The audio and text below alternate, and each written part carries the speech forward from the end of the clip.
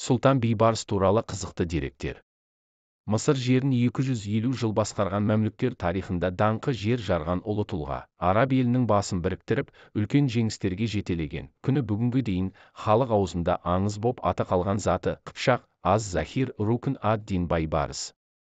Қазақстанда ол туралы бірінші болып Аягөзде дүниеге келген тарихшы Құрбанғали Халид Байбарыс туралы 1910 жылы Қазаннан шыққан Тауарих Хамса атты еңбегінде баян етті. Бұрынғы кездегі Қыпшақ сөзі бүгінгі қазақ сөзіне пара-пар, жалпылама ортақ атау мағынасына ие. Болашақ сұлтан Байбарысты арабтар жауынгер мамлюк етіп тәрбиелеу үшін жас балаларды саудалайтын базарлардың бірінен сатып алған болуы керек.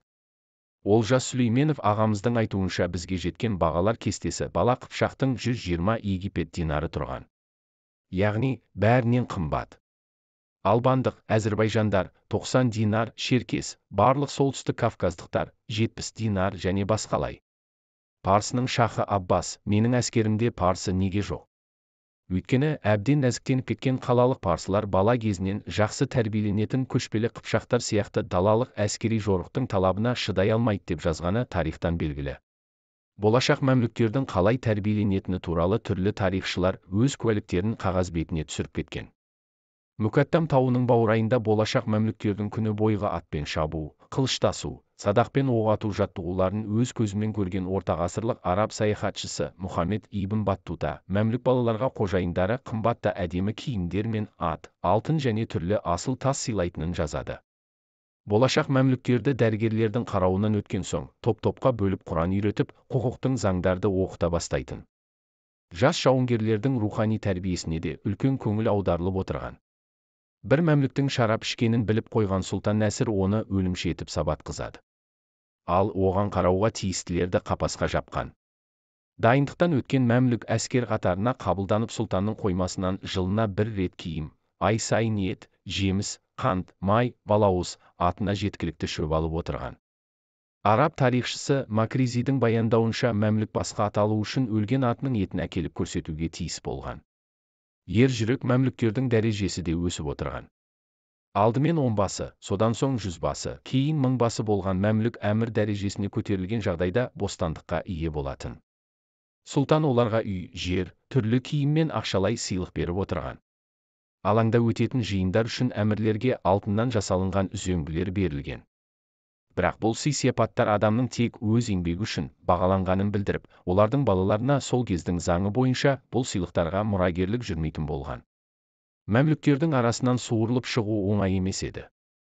Дегенмен ақылдылығы мен ер жүректілігіне байланысты қызметтік өсу сатыларының бәрінен өте алған Байбарыс билікке келген соң ең алдымен әскер ішінде темірдей тәртіп орнатты. Көптеген Қыпшақ текті әскербасыларға адал қызмет үшін Сирия мен Египеттен жер берді.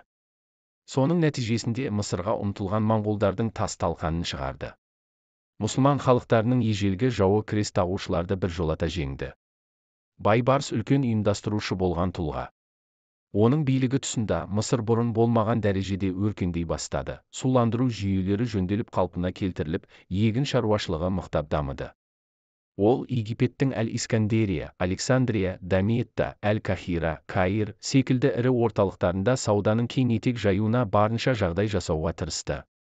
Мұнда Венеция, Сицилия, Генуя, Индия, Орта Азияның сауда керуендері мен кемелері тоқтап өтетін. Сол үшін олардан көп салық алынып тұрды. Осылайша Байбарыс елдің әл-ауқатын көтерді.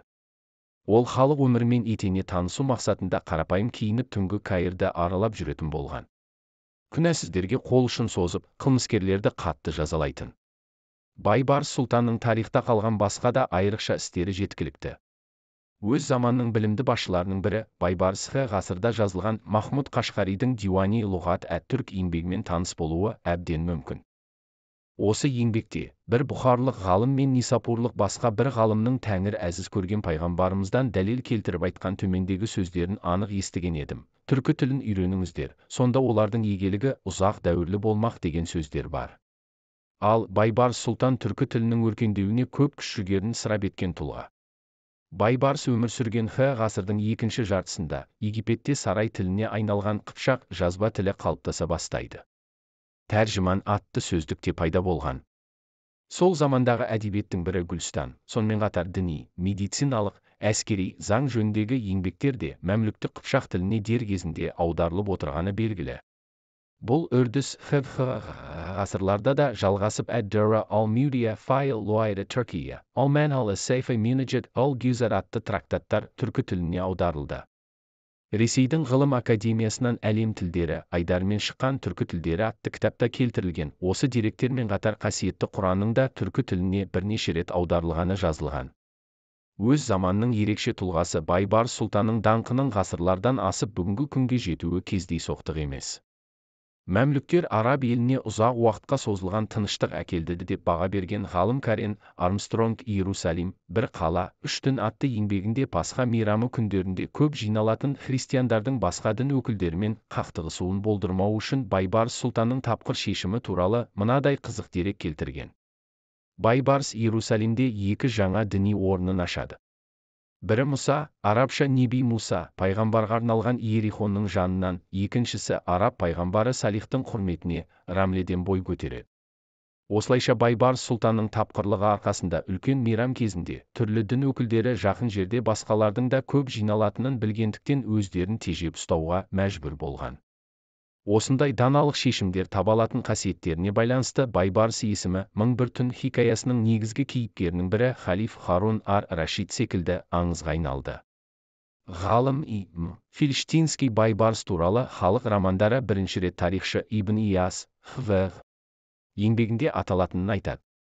Ибн Ияс өз кезегінде Байбарс жайлы деректерді өзіне дейін өмір сүрген жылнамашы, тарихшылар Мухи ад-Дин ибн Абд аз-Захир 1223-1292, Ибн Тагрибердилер 1409-1470 қалдырған мағлұматтардан алған.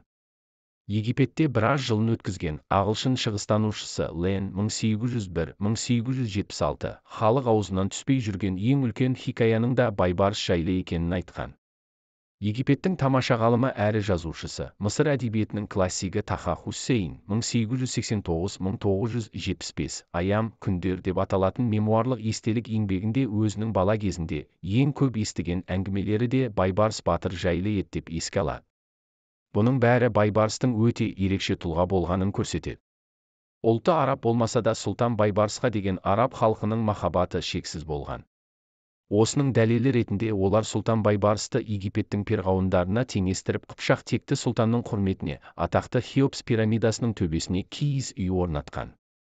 Бұл деректі Мәскеу қаласында өткен Кадырбаевский чтение 2007 атты халықаралық ғылыми конференцияда ғалым Лев Галкин жария етті.